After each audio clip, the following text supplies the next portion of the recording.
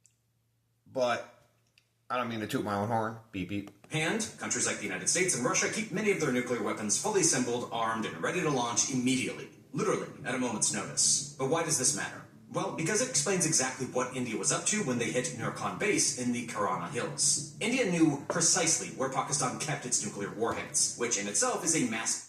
Oh, and didn't that lady say they knew nothing about it, and the Minister of Defense said they knew nothing about it, but yet they know exactly where everyone is? Just like I said they did. ...of intelligence disaster for Pakistan. That single fact alone sent a terrifying message straight to Islamabad. Pakistan immediately panicked as they realized their ultimate backup plan, their nuclear arsenal, could literally go up in smoke at any moment. That's why they practically rushed to the United States, begging America to jump in immediately and force India into a ceasefire. Now, here's the funny part. Just 2 days earlier, J.D. Vance, the Vice President of the United States, was live on Fox News, saying this whole India-Pakistan mess was, and I quote, fundamentally none of our business. Yet, suddenly, barely 48 hours later, America found itself right in the middle of one of the most dangerous nuclear standoffs in decades. Because everybody, well, I don't know everybody, me, and probably like 10% of the people who really watch it knew that India was not going to stop. Also, the speed at which America went from completely hands-off to deeply involved feels strangely quick, almost suspiciously fast. Did Pakistan genuinely panic that badly and beg America to intervene? Or was there maybe some subtle blackmail hinting at a nuclear chaos if they didn't intervene? After all, desperation is a way of pushing nations into drastic, reckless decisions. We'll break this down in just a moment, but first, did you know that this isn't the first time America has stepped in and narrowly prevented a nuclear war between India and Pakistan? Surprise, Back surprise. in 1999, during the famous Kargil War, U.S. President Bill Clinton intervened directly between India and Pakistan. Let me tell you this, my fellow Americans. There will be no nuclear war with India and Pakistan as long as I'm getting head under the table. And there's a very good reason why he did this. Sorry, I had to. Just 1 year earlier, in 1998, both India and Pakistan shocked the world by publicly testing nuclear weapons, officially becoming nuclear powers. That changed everything. Suddenly, any conflict between these two neighbors could turn catastrophic. The Kargil conflict Just like now. Pakistani soldiers secretly infiltrated high-altitude Indian territory in Kashmir. Initially, India thought they were fighting a small-scale insurgency, but quickly realized the attackers were actually Pakistani military units. Heavy fighting erupted, and the situation escalated quickly. Clinton immediately saw how dangerous this was. To stop this nightmare scenario, Clinton personally stepped in and invited Pakistani Prime Minister Nawaz Sharif to Washington for emergency talks. Hey, Nawaz Sharif, you come over here, you stop doing nukes, I'll get you some head. I got plenty of women lined up in the Oval Office, ready to slop the knob. Directly pressuring Pakistan to withdraw its troops from Indian territory in Kargil. After intense negotiations, Sharif agreed, and Pakistan ultimately pulled back its forces, effectively ending the Kargil War. He got head. Fast forward to No, I'm just fucking around. and President Donald Trump is pretty much doing the same. Overnight, he quickly stepped in to broker yet another ceasefire between India and Pakistan. Oh, that's funny how he's trying to do the same thing, but yet he knows nothing about anything according to the operations in North Beaches, but Clinton did it. Nobody said shit. And in classic Trump style, before either country could even announce it themselves, he went ahead and publicly declared the ceasefire and branded himself the hero who stopped a war. But guess what? The ceasefire didn't even last more than 3 hours. Pakistan immediately violated it by launching intense shelling and sending hundreds of suicide drones straight into Indian territory. Now the problem is, And that's their during fault. ceasefire They fucked that up. negotiations, India officials explicitly warned Pakistan if they fired even a single bullet, launched another drone, or made any provocation move at all, India's response would be swift, devastating, and unforgettable. And honestly, And at a time of their choosing. by the time you're watching this, India might have already acted on that threat. And if that's the case, trust me, you're going to want to hit subscribe right now because another video is already on the way. Now, coming back to the whole blackmail part, let me start by saying that Pakistan is in absolutely no position to blackmail anyone right now, especially not the United States. Their economy is already crumbling. So why is everybody taking it so serious? Their military infrastructure is getting wiped out day by day, and their global... Just like I said, you're being bullied by a gigantic bully, and you're a small-ass person, but the bully is telling you it's non-escalatory. I'm going to beat your ass, But god damn it if you escalate this. Well, credibility is basically at zero. But they still have one bargaining chip, the one and only fear factor they have, which is the threat of nuclear warheads somehow falling into the wrong hands. Haha! Realistically, Good here's what move. happened. Pakistan urgently reached out to the Trump administration, practically begging America to step in and stop India's attacks. They likely argued that if India continued striking their air bases and key military installations, the Pakistani armed forces would soon become completely unable to safeguard even their nuclear stockpiles. In other words, Pakistan probably warned that if things got any worse, if their own military was genuinely crippled, there was a terrifying risk that their nuclear weapons could fall directly into the hands of terrorist groups. Given that groups like the Taliban and the TTP have practically operated... I didn't even think of that part. I didn't even think of that part. Be careful what you're doing, India. Be careful what you're doing. By side with Pakistan for decades, the United States took Pakistan's threat very seriously. As we should. Rapidly moved to coordinate urgent communication between India and Pakistan, trying to calm things down and secure an immediate ceasefire. He ain't having none of They it. had no clue what was really going on. But right after the Indian airstrikes, Pakistani media reported that Prime Minister Shehbaz Sharif had called for an emergency meeting of the National Command Authority, or the NCA. This group is responsible for managing Pakistan's nuclear arsenal. Uh-oh. And that's when people started connecting the dots and realizing just how serious things had actually gotten. After the NCA I meeting, knew. Pakistan's Director of General Military Operations, DGMO, quickly reached out to his Indian counterpart, urgently requesting an immediate ceasefire. Around the same time, senior American leaders, including Vice President J.D. Vance and Senator Marco Rubio, jumped in too. They personally contacted high-ranking Indian officials and India's national security advisor, strongly urging restraint and pushing them to calm things down before everything spiraled totally out of control. Too late. And for anyone still doubting whether Pakistan's nuclear facilities were actually hit, here's something that'll put those doubts to rest. Early on May 11th, the American Department of Energy aircraft, a highly specialized Beechcraft B-350, was spotted circling repeatedly over Pakistan. Uh-oh. Now, if you aren't familiar with this aircraft, it was specifically used by the U.S. Department of Energy, the DOE, which is the exact agency responsible for nuclear security, nuclear threats, and radioactive emergencies. So the fact that this aircraft appeared so quickly strongly suggests India's airstrikes either directly hit nuclear warheads, or at least damaged something critical enough to cause a radioactive leak. And if you're still not convinced, here's another piece of the evidence. Flight trackers soon spotted another strange aircraft, an Egyptian Air Force cargo plane suddenly flying straight into Pakistan, directly from That so-called strange Egyptian plane. China. Now, why on earth would an Egyptian military plane urgently rush into Pakistan immediately after India strikes? Good question. Well, rumors suggest that it was arranged at the urgent request of the United States. Turns out, Egypt has a massive reserve of a very special element called boron, specifically boron-10, in the Nile Delta region. Boron-10 is famous worldwide as one of the best materials to contain radioactive leaks or spills. India's decision to strike Pakistan's nuclear facility was a massive gamble. Some would even call it reckless. But at the same time, But they're denying it. it might have actually been what prevented a much bigger disaster. Because after the strike, Pakistan was cornered and left with only two choices. Option 1, panic and fire off all remaining nukes, an act of desperate madness. Or option 2, step back, take a breath, and choose survival over suicide. Thankfully for everyone, Pakistan chose option 2.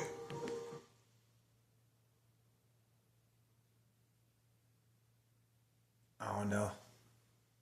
That smells like bullshit to me too. But what if they hadn't? What if Pakistan decided to retaliate with nuclear weapons? Well, we'd be looking at an absolute catastrophe. Not just for India and Pakistan, but literally for everyone on this planet. Give it 4 days. You, me, your grandma, your kids, and their kids' kids after that. Scientific studies repeatedly confirmed that even a relatively small nuclear exchange in South Asia would trigger global devastation almost immediately. Currently, both India and Pakistan have fewer than 200 nuclear warheads. And they don't each, give a compared shit. to the thousands of warheads possessed by superpowers. They don't care about the rest of the Russia, world, it might seem obviously. small, but it's more than enough to unleash absolute They're worried about their chaos small. worldwide. They're worried about their small little pieces of land, and if you're Muslim or if you're Hindu or whatever. But they don't give a fuck about the rest of the world. Within hours of the first nuclear explosions, massive firestorms would consume entire cities, ejecting millions of tons of smoke and soot deep into the atmosphere. Even conservative scientific studies show that between 50 million and 125 million people could die within the first few weeks alone. That's more human lives lost in just days than the entire toll from World War II.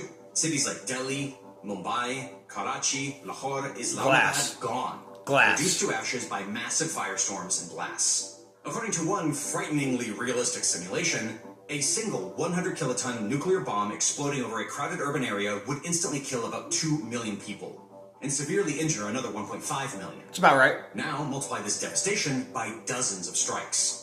And remember, this is just the initial impact. Scientists call it the prompt effects. Realistically, the fallout, raging fires, and the total collapse of infrastructure would mean even greater death tolls. Exactly. Once those mushroom clouds start arising, that's when the global nightmares truly begin. The intense fires from burning cities would eject between 5 to 36 million tons of black carbon soot straight into Earth's upper atmosphere. To put that into perspective, remember those catastrophic oil fires in Kuwait during the 1991 Gulf War? It's funny how India said that Pakistan is going to experience nuclear winter, but only Pakistan. Like, you don't think that shit travels? You don't think fucking winds take that shit places? Those only pumped about 0.1 million tons of soot into the air. Yet, it still darkened skies and polluted air across the entire region. Or the infamous volcanic eruption at Mount Tambora in 1815. That eruption shot around 10 to 30 million tons of volcanic ash and debris into the atmosphere, leading to the so-called year without a summer in 1860. Temperatures plunged worldwide. Crops failed across Europe and North America. People froze and starved, and summer felt like winter everywhere. The only difference this time would be that the volcanic ash eventually washed out with the rain and the snow, gradually clearing the skies. But nuclear soot? It's different. It rises so high, so far above the clouds that there's simply no rain up there to wash it down. Instead, it remains stuck in the stratosphere for years or even decades, acting like a massive global umbrella blocking sunlight across the entire planet. That won't even matter because UK and Britain is literally trying to block out the sun, which I have no idea why they don't have sun to begin with in the fucking first place, but whatever. Within 2 weeks, all of that smoke would completely blanket our planet. Within days, Earth's temperatures would plunge drastically, plunging us straight into what scientists call a nuclear winter. Global temperatures would drop by 2 to 5 degrees Celsius almost overnight. In the weeks after, growing seasons would shrink drastically or vanish entirely. Rain patterns would collapse, harvests would fail, and agriculture worldwide would collapse. Not to mention the rain would be acid rain. Nature Food in 2022 calculated that the nuclear winter caused by even a limited India-Pakistan nuclear war could slash global food production so drastically that up to 2 billion people would starve to death in the years following.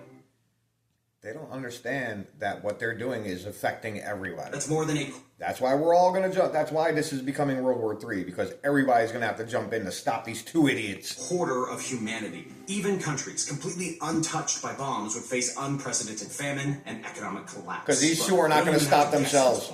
They're not. Seen exactly how horrific. Especially India. They don't give a shit. They pretty much tell you straight up. No. See, India's not going to stop. I'm telling you this right now. They're not going to stop. Pakistan probably not going to stop either. Both of these two are fucking retarded, and they're going to take the rest of us out with them. 6th, 1945, the United States dropped an atomic bomb nicknamed Little Boy right on the Japanese city of Hiroshima. This single bomb had a devastating power equal to 15,000 tons of TNT, exploding. Technically, we didn't drop it on them. We dropped it above them. But still, it fucked them up. Simultaneously. In an instant, 70% of Hiroshima simply vanished. More than 80,000 people died instantly, vaporized by the blast. And by the end of 1945, that number climbed to over 140,000 people, who succumbed painfully to injuries, burns, and lethal radiation. 3 days later, the plutonium bomb Fat Man destroyed 6.7 square kilometers of Nagasaki and killed around 74,000 by year's end. Temperatures at ground zero soared to 4,000 degrees Celsius. God damn. Buildings literally melted, human flesh incinerated, and entire neighborhoods burst into flames. Even the rain afterwards was poisonous. Told you. A deadly black radioactive rain that spread contamination. And that wasn't even nuclear. That was atomic. everywhere. And plutonium. In Nagasaki alone, around 74,000 people were dead by the end of the year, bringing the total immediate death toll from these two bombs to more than 210,000 innocent lives. The instantaneous destruction shattered all infrastructure in the target zones. In Hiroshima, nearly all doctors and nurses were either killed or severely injured themselves, leaving only 3 hospitals barely functioning out of the original 45. Most victims had horrific burns and trauma. Medical response was nearly impossible. No response capacity remained for several hours because first responders themselves were among the dead. And even those who entered the cities later to help often succumbed to radiation sickness. One witness from Nagasaki recalled seeing people fleeing like ants, their bodies burned and hair standing on end, and mass cremations took place in the days after. The sheer scale of destruction and casualties in these two bombings shocked the world's conscience. Hiroshima became the first city destroyed by an atomic bomb, and Nagasaki the second, and, to date, the last. Yet the tragedy did not end with Japan's surrender. The effects of the bombings would persist for decades. The survivors of Hiroshima and Nagasaki, known as the hibakusha, would face lifelong health struggles. Approximately 5 to 6 years after 1945, doctors observed a sharp rise in leukemia among survivors. About a decade later, other cancers, thyroid, breast, lung, started appearing at unusually high rates among survivors. The cancers took 10, 20, sometimes even 30 years to show up. The damage from the bomb's radiation was slow. Okay. 20, 30 years. I think something else caused that cancer too. It could be a combination. I don't think it was just that. And relentless. It was like a poison that stayed hidden for decades, slowly destroying the DNA inside of survivors' bodies. Even pregnant women living near the blast site suffered miscarriages or gave birth to children with severe deformities, mental disabilities, and smaller than average heads. Even generations later, survivors and their families continue to live under the shadow of cancer risks and genetic mutations. The world has suddenly woken up to the We all live under the risk of cancer. Every last one of us. And this right here is the biggest contributor to cancer you will ever have. We keep cancer in our pockets 24/7. Ever see a woman keep the frick... Look, I had a girlfriend die of breast cancer because she constantly kept her phone in her breast. So... save the titties. Don't put the phone in your breast. Please. fact that humans could now destroy themselves completely and quickly. In the decades after these bombings, we saw over 500 nuclear tests detonated above ground by various countries. Just to give you perspective, radioactive fallout from these tests started showing up everywhere, contaminating soil, rivers, oceans, and even ending up in children's teeth across the globe. And those were from tests.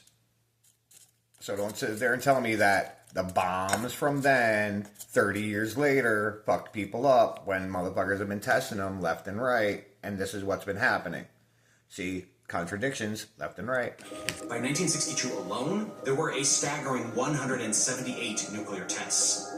The radioactive contamination was so horrifying that the entire world finally said, enough is enough. Thank you. Leading to the Partial Nuclear Test Ban Treaty of 1963.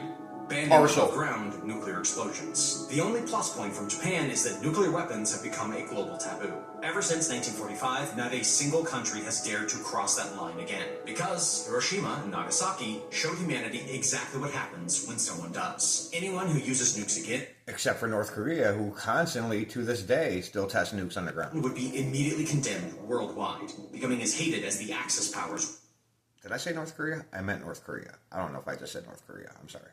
But that was North Korea I'm talking about. were. And nobody wanted to be the country that broke this dark taboo and risked nuclear retaliation in return. Even during the Korean War, Vietnam, the Soviet War in Afghanistan, or Indo-Pakistan conflicts, even the most aggressive leaders debated nuclear use, but always backed down.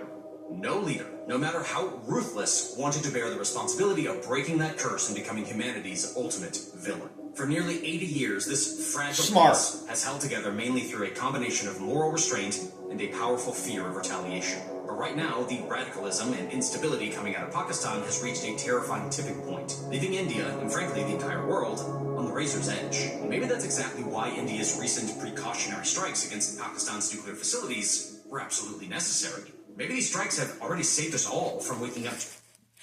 I seriously doubt that. I seriously doubt that. Preemptive shit is not going... Look, War ain't gonna stop war. Killing ain't gonna stop killing. It's not gonna happen. A horrific new You can't get peace through swords and bullets. reality. Look, no one can say for sure if this preventative action stopped a nuclear nightmare. But at least now, you and I both fully grasp just how high these stakes really are, and why this seemingly distant war, happening thousands of miles away, matters deeply to every single one of us watching. Damn right. YouTube just dropped a mind-boggling announcement. It is paying creators $64 million. Alright, guys. Like I said, told you earlier, I knew these people were in on something. But hold on. We're going to go somewhere else right quick.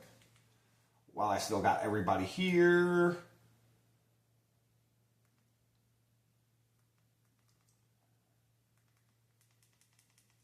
Let's see what this bitch got to say.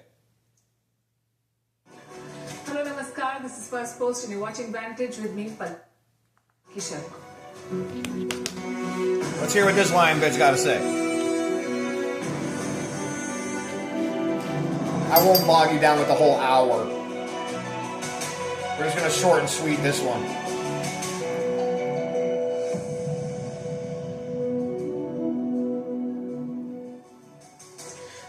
Since the ceasefire announcement, the speculation is still rife. What forced the ceasefire? Was it a nuclear escalation? Did India strike Pakistan's nuclear facilities to force their hand? From the Indian Army to the US State Department, Earlier today, you said we didn't do it. everyone has been asked this question. Tonight, we will sift the rumors from the facts to answer the question, did Pakistan suffer nuclear damage? Also, what is the story of the Karachi port? The one that the Indian Navy did not strike, only some Indian news channels did. While India's western front is still tense, we'll tell you how China is trying to provoke India on the eastern front. Well, the last week has shown us about the United States. 3 reasons why it proved to be an unreliable partner. And the media cannot stop talking about Indian jets, but they won't tell you what's happening to American jets in the Red Sea. The Houthis are hammering them, and they're... This is hilarious. I watched something earlier today where she was talking about how the Houthis are destroying American freaking jets, but yet she's going to continue to say that 2 jets fell off of an aircraft carrier and the 1 jet got taken down by friendly fire, which means the Houthis didn't fucking touch any of our jets. We fucked our own shit up. But, you know, let's just hear propaganda over here. The Navy is drowning jets. Meanwhile, India is boosting preparedness and building more bunkers in the border regions. A special report on how synergy between the Air Force, the Navy and the Army was on display during Operation Sindoor. How defense stocks in India are soaring after homemade weapons packed the punch. Highlights from Donald Trump's grand tour of West Asia, complete with lavender carpets. And a truce to the Syrians. Also looking at Canada's new cabinet. Who is Anita Anand, their new foreign minister? All this and more coming up. The headlines first. This bitch. Balochistan is not Pakistan, declares the Baloch leader. Mir Yar Baloch cites decades of violence, forced disappearances and human rights violations by the Pakistani state. He has sought support from India and the global community. Mir Yar Baloch has also backed New Delhi's stand of asking it. This is the same thing that happened with Kashmir. Kashmir gets attacked. They ask India for help. India says, you have to be part of us. Now, half of Pakistan, Balochistan, is doing the same shit. And you don't think this is... This is going to escalate so bad. This non-escalatory shit is going to escalate so bad. Islamabad to vacate from Pakistan-occupied Kashmir. Ukrainian President Zelensky urges Donald Trump to ensure Russian President Putin attends the talks tomorrow. The Kremlin has refused to say whether Putin will travel to Turkey. Trump says he is willing to go to Istanbul provided Putin also shows up. This would be the first direct peace negotiations since the Ukraine war began in 2022. You don't have the cards. I have all the cards. You're gambling with lives. Emmanuel Macron accuses the French president of siding with a quote-unquote terrorist organization. Macron had criticized Israel's blocking of aid to Gaza, which has been in force since 2nd March. Netanyahu's defense minister also hit out at the French president, asking him not to preach morality. to Israel. Yeah, because God forbid you preach morality to Israel. Colombia joins China's Belt and Road Initiative. And I'm not an Israel glazer either. They're wrong too. Look.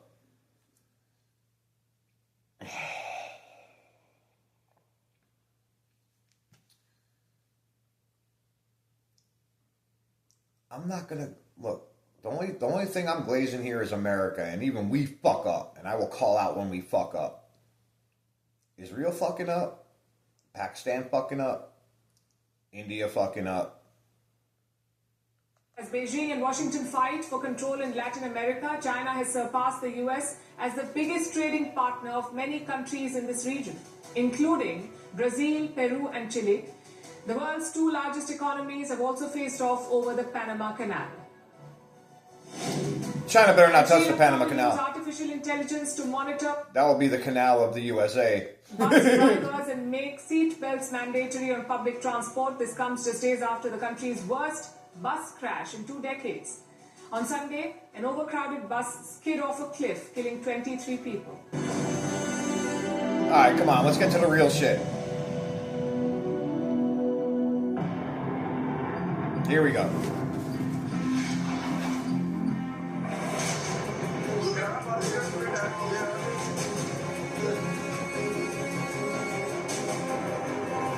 Remember, these guys said they didn't do it earlier. My last video showed that shit.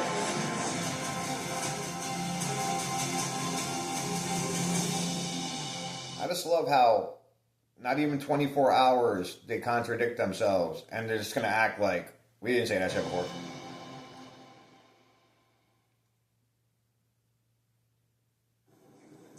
The dust is settling in Pakistan, but now there are fears of a nuclear winter. I'm sure you've seen the online chatter, an unconfirmed strike, rumors of radiation leak, mysterious Egyptian flights, and suspicious earthquakes. This is the It was shit all from earlier. the makings of a dramatic war story. But what is the truth here? Did India actually hit a Pakistani nuclear site? We'll try to answer that question tonight. The speculation, we can tell you, began after a strike on May 10th. The target is believed to be Kirana Hills. This is located near Sargodha. Sargodha is a city in Pakistan's Punjab province. Now, reports say that these hills, the Kirana Hills, hold Pakistani nuclear weapons. We've got some videos from that area. You can clearly hear people say that Kirana has been hit. Take a look at this first. And they denied it. They said we don't know where they are, and then 10 minutes later they put up a map showing exactly where all the nuclear shits are.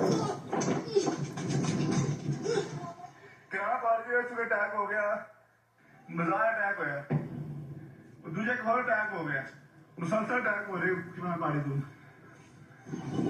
दो attack हो गए हैं, दो attack, दो. Did he just say DoorDash was over there? No, I'm just fucking around. Sorry. And cue the speculation. Experts wondered if India had... And cue the speculation, because we will not... Look, this chick said, we are going to double check and triple check and quadruple check before we tell anything. And they lied. struck a Pakistani nuclear site, specifically the entrance to the site. The timing is certainly suspect. Within hours of this attack, Pakistan sued for peace. The Americans also spoke about some alarming intel that they had received. Now, all of this added fuel to the fire. Look, if I know anything about anything, America's intelligence is probably some of the best intelligence in the entire world because we spend a shit ton of money on it. Some people were convinced that India had hit Kirana Hills.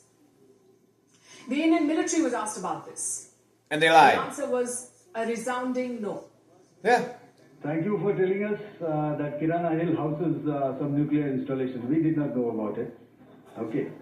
And We didn't know it was a nuclear installation. we've not hit Kirana Hills. Whatever. Now they're going to show Okay. I did not brief in all my the nuclear video. installations. He said it as clearly as possible, yet the rumors did not end. Yesterday, the issue 'Cause we reached know US you State lying. Department. They were asked a yes or no question. Has a US team gone to Pakistan over nuclear radiation fears? Has America ain't gonna tell you what the fuck they're doing. That's not our style. We do it. Then we tell you afterwards, we fucking did it. America sent a team to check nuclear radiation in Pakistan? That was the question. Listen to the answer. Has US sent a team to Islamabad or Pakistan following the reports that there have been leaks of nuclear radiation in some of the secure Pakistani sites? I have nothing to preview on that at this time. They did not confirm or reject it. So that doesn't mean we did it. You said you didn't, and you clearly did, so... Now add to that a mysterious Egyptian plane. It landed at a small airport north of Sargodha, and this happened recently. Reports say... I love how it's a mysterious Egyptian plane, but on Business Basics, they told you exactly what the fuck that plane was was. carrying boron to Pakistan. Now, boron is a chemical element. It is often used to suppress nuclear reactors. Alright, so they're just redoing all that, but I just wanted to show you how much bullshit is really going on. So, anyways... It's too much. It's just too much. Kiss your loved ones. Tell everybody you love them. You don't got much time left. We might have 10 good years on this earth. Maybe. Spend it right. Peace. Love y'all.